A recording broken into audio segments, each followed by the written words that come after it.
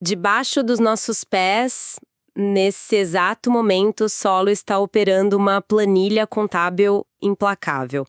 Não tem margem para erros, sabe? Não há perdão para dívidas acumuladas. E se a matemática dessa planilha não fechar lá no final do ano, a agricultura global simplesmente, entra em colapso. E essa é uma visão que eu acho fascinante, porque essa pegada contábil rigorosa é um antídoto perfeito para aquela ideia romântica e até um tanto ingênua, né, de que a natureza funciona só na base do acaso, da biologia pura. A sobrevivência de qualquer cultura agrícola responde a leis físicas e termodinâmicas muito, mas muito estritas. Com certeza. E é por isso que hoje a gente vai abrir o cofre da agrometeorologia. A missão do nosso mergulho profundo de hoje é examinar essas engrenagens invisíveis que decidem se uma safra prospera ou se ela morre. E para desvendar essas leis, nós vamos focar inteiramente em uma literatura que é, a base fundamental dessa área. Exatamente. Nós vamos usar como nossa bússola o livro Agrometeorologia, Fundamentos e Aplicações Práticas.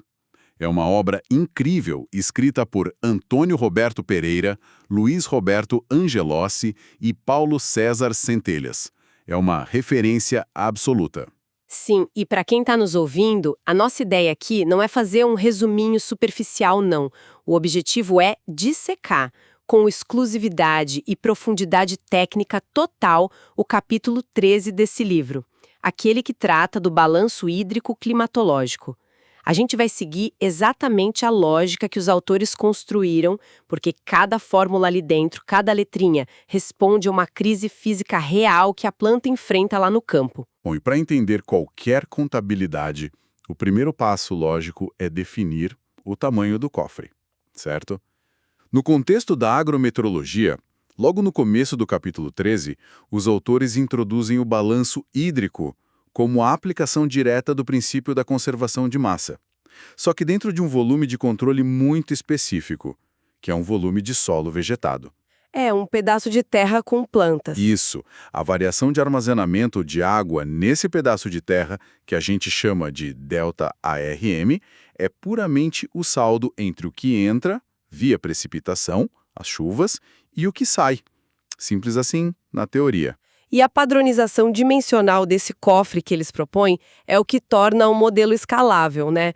Porque olha só como a meteorologia já mede a chuva em milímetros, que equivale a litros por metro quadrado. Os autores definem que a área superficial desse volume de controle é sempre de 1 metro quadrado. Exato, fica cravado em 1 metro quadrado. Pois é. Então, se a área é fixa, o tamanho real do reservatório de água que a planta tem à disposição passa a depender de uma única variável física, a profundidade do sistema radicular. A raiz é o fundo do cofre. A raiz dita o limite do reservatório. Mas o texto traz uma distinção crítica aqui que muita gente confunde.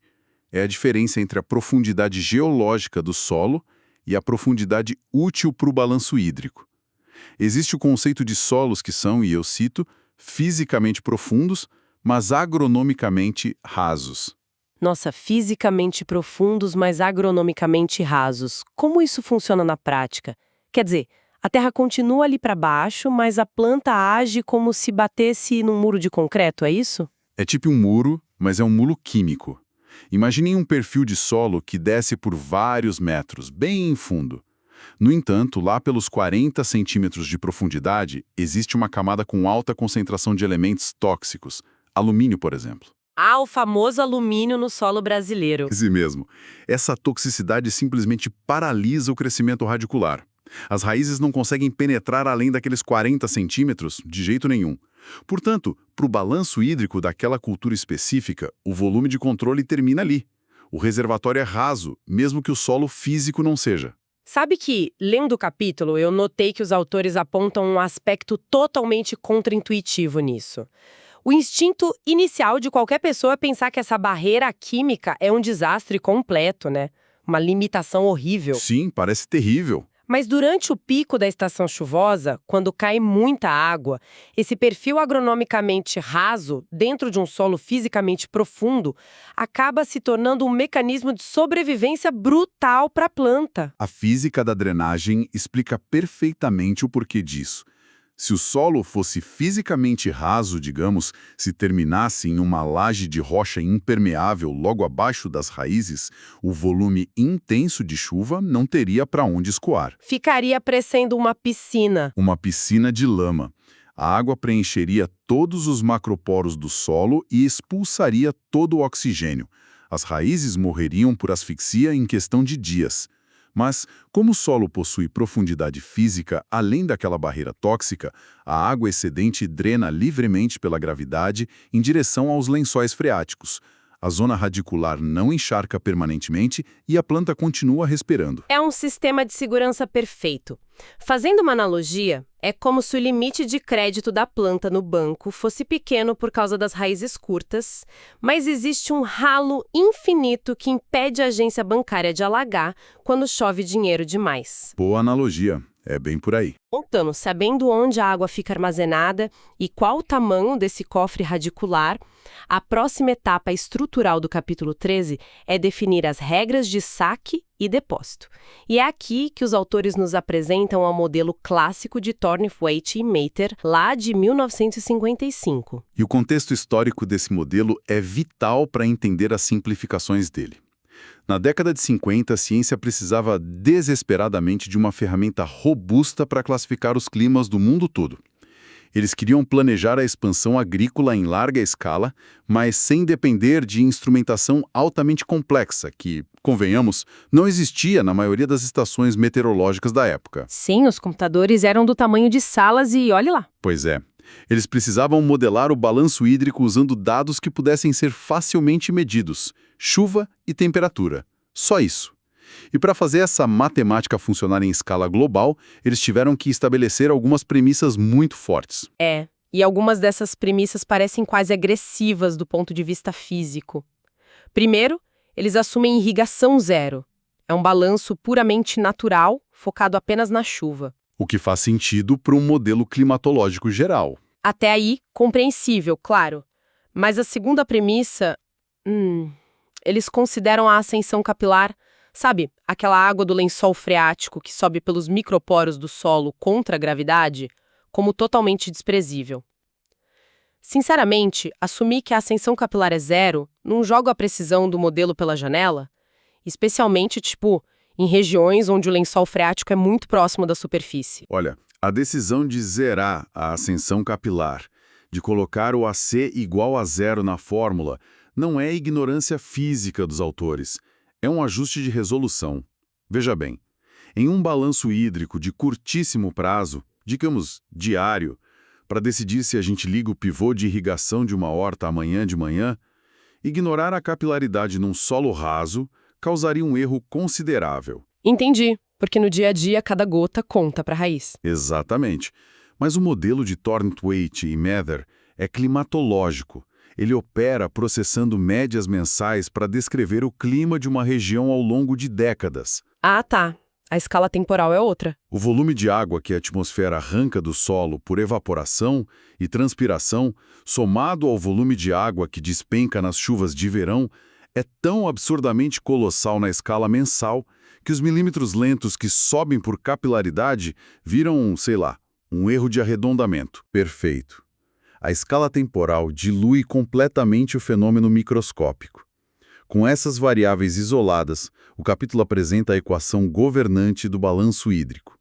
A alteração no armazenamento, que chamamos de ALTE, é igual à precipitação, o P, menos a evapotranspiração real, a ETR, menos o excedente hídrico, o EXC. P menos ETR menos EXC. Isso. E o que é fascinante aqui é a tensão constante entre dois conceitos dentro dessa dinâmica: a evapotranspiração potencial, a ETP, e a evapotranspiração real, a ETR. O ETP contra o ETR. É aqui que a física encontra a economia de escassez da natureza. A evapotranspiração potencial é a demanda atmosférica pura, né? É a quantidade de água que a atmosfera conseguiria puxar do solo e da planta, impulsionada pela radiação solar e pelos ventos, mas assumindo que o solo estivesse infinitamente encharcado. É o quanto a atmosfera quer gastar. Exato, é o teto máximo de gasto. E a evapotranspiração real, a ETR, é a dura realidade do fornecimento. É o volume de água que o complexo solo-planta efetivamente consegue liberar para a atmosfera, dadas as condições atuais de umidade daquele reservatório. A atmosfera chega com uma fatura altíssima, mas o solo só paga o que tem na conta. E o descompasso entre a demanda da atmosfera e o fornecimento da Terra gera o nosso próximo termo crítico, que é o déficit hídrico, o DF. O temido déficit.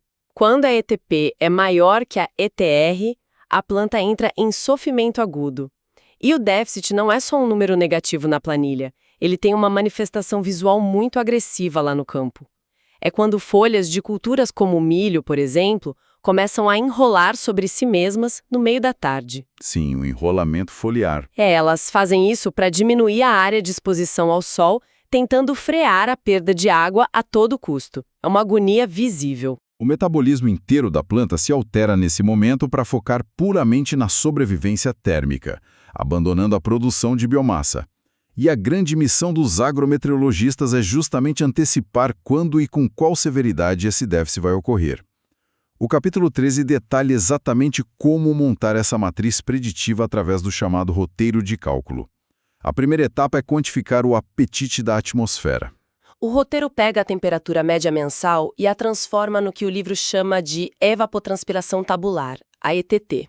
Mas a temperatura por si só não conta a história toda, né?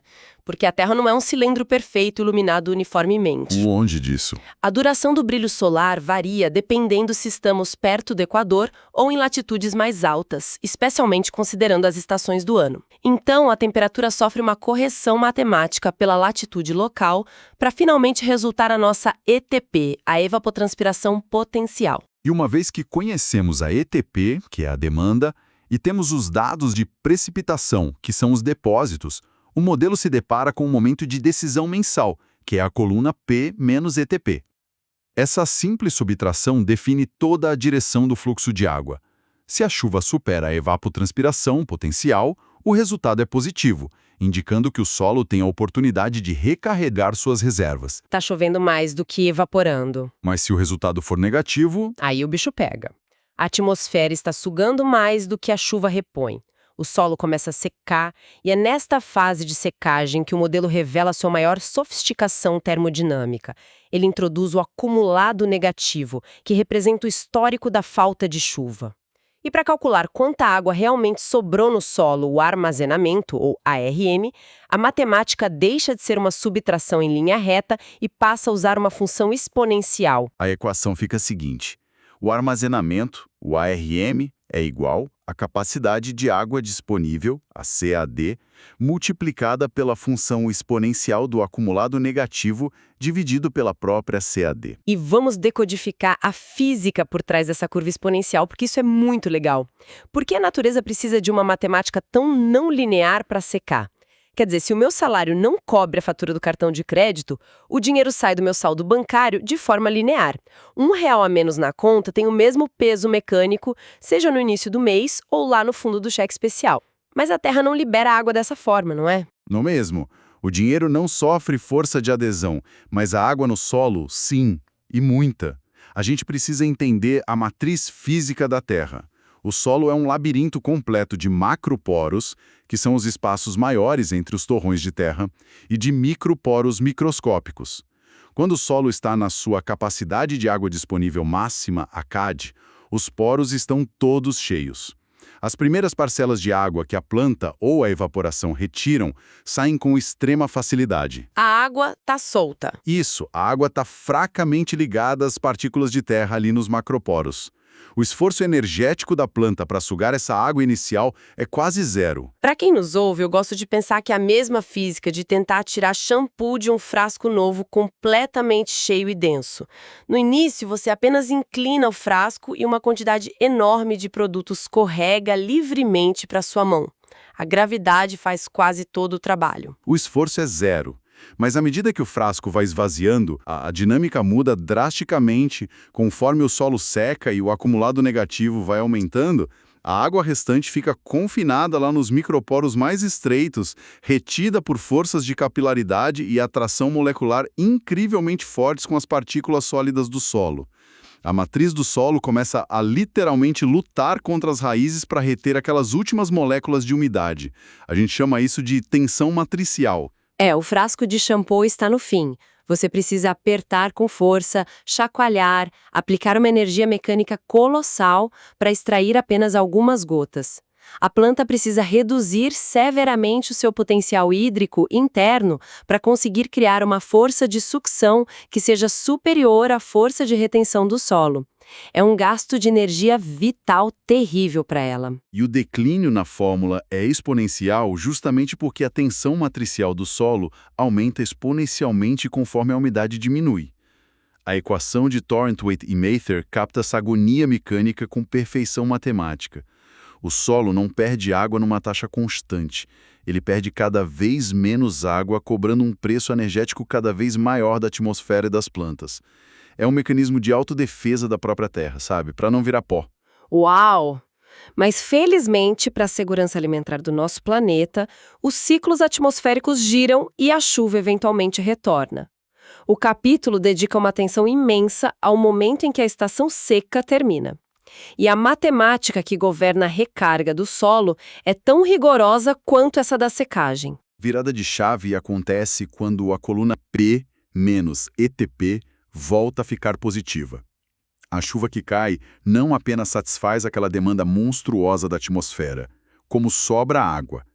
Esse excedente de chuva começa a se infiltrar e a reabastecer o reservatório do solo. E aqui entra um truque matemático que eu achei fascinante no texto para garantir que a planilha continue funcionando. Durante a seca, o modelo acumulou a perda de água, acumulando o déficit através daquela curva exponencial que a gente falou. Quando começa a chover, o sistema não pode simplesmente voltar a somar os milímetros linearmente. Não pode. Ele precisa recalibrar o acumulado negativo original para a nova realidade mais úmida. Para fazer isso, os autores mostram que o roteiro utiliza o logaritmo natural. Sim, recalcula-se o acumulado negativo, pegando a CAD e multiplicando pelo logaritmo natural da razão entre o novo armazenamento e a própria CAD. E a escolha do logaritmo natural vai muito além de ser apenas a operação matemática inversa da função exponencial. Ela espelha com perfeição a física da reidratação do solo. Como assim? A água não simplesmente entra na terra e molha tudo de uma vez de forma homogênea? Longe disso. Pensem na física de uma esponja de cozinha completamente ressecada e rígida que ficou esquecida na pia.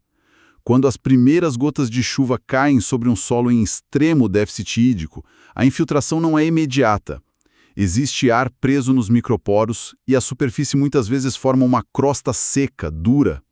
A reidratação enfrenta uma resistência inicial enorme. A água chega a escorrer por cima antes de entrar na... Exato, o escoamento superficial.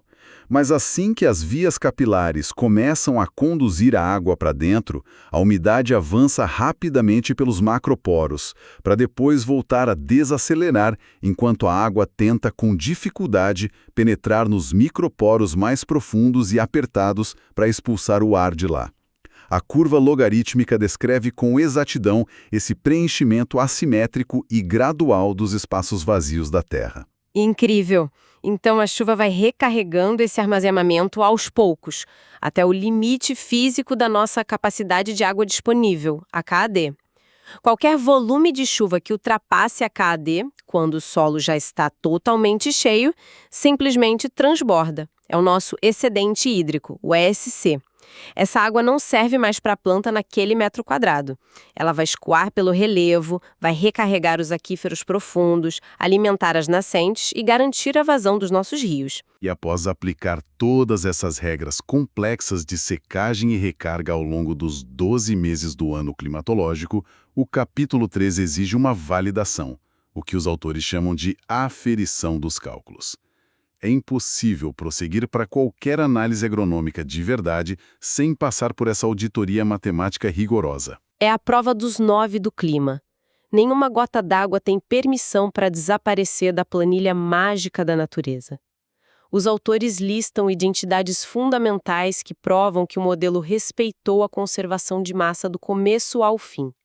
Por exemplo, a soma de toda a precipitação do ano inteiro tem que ser categoricamente igual à soma da evapotranspiração real mais os excedentes hídricos gerados. A água ou voltou para a atmosfera ou fluiu para o rio. Não tem terceira opção. Mas a identidade matemática mais profunda e reveladora do ponto de vista climático é a que trata da alteração de armazenamento. Se conectarmos isso ao panorama mais amplo, o somatório de todas as alterações de armazenamento, aquelas colunas de Alt, do primeiro ao último mês do ano, deve resultar em exatamente zero. O somatório de Alt igual a zero não é apenas uma conveniência matemática para fechar a tabela. É a assinatura clara de que o balanço representa um clima estável. Significa que a Terra emprestou água, sofreu com a seca severa, recolheu juros na forma de tensão matricial, depois recebeu depósitos torrenciais de chuva, guardou o máximo que podia no cofre, jogou todo o resto para o lençol freático e chegou no final do ciclo anual com o mesmíssimo volume de água no solo com que começou no ano anterior. O sistema zerou as contas e está pronto para o próximo ano. Mas, números em uma tabela raramente ajudam quem está lá no campo tomando decisões práticas. É por isso que os autores concluem a metodologia com a representação gráfica do balanço hídrico climatológico. A visualização transforma números que são super densos em estratégia pura para o produtor. Ao plotar em um único gráfico as curvas de precipitação, evapotranspiração potencial e evapotranspiração real, os períodos de excedente, de reposição, de retirada e de déficit revelam-se imediatamente como áreas visuais de cruzamento entre as linhas. Para visualizar isso de forma prática, imaginemos uma área de cultivo de soja no coração do Cerrado brasileiro, baseando-nos nesses princípios do texto. Se olharmos para o gráfico dessa região, a linha da evapotranspiração potencial, a demona da atmosfera, é altíssima durante quase o ano todo. Faz muito calor. No meio do ano, a curva da chuva simplesmente despenca para perto de zero. O espaço visual entre a ETP altíssima e a chuva inexistente cria uma enorme área sombreada no gráfico, que é o nosso déficit hídrico profundo.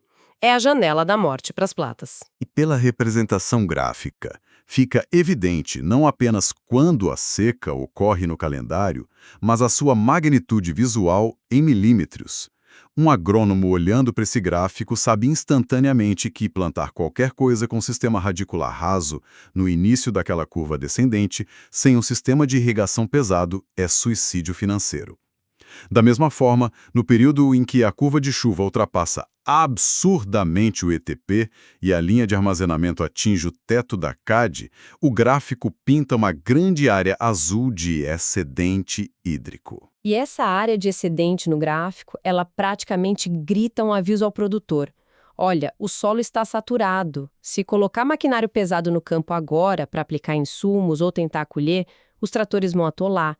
O solo será severamente compactado, destruindo aqueles macroporos cruciais e arruinando as safras futuras.